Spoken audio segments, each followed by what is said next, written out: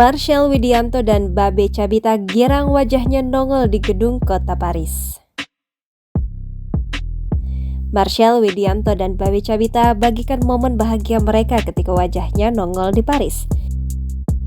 Keduanya berada di Prancis untuk ikut dalam gelaran Paris Fashion Week 2022 bersama beberapa artis lainnya.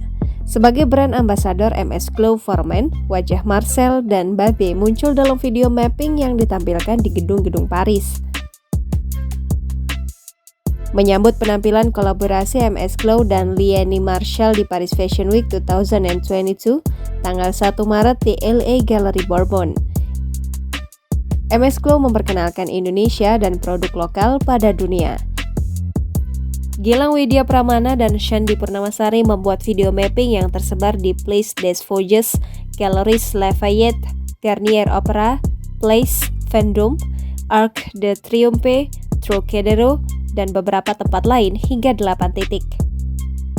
Wajah-wajah para artis, public figure, dan brand ambassador yang ikut ke Paris seperti Babe Cabita, Marcel Widianto, Magdalena, Nadia Alaidrus, Sarwendah, Echa Prasetya, Riri Fairuz, Raffi Ahmad, Nagita Slavina, Lesti Kejora, dan Rizky Bilar.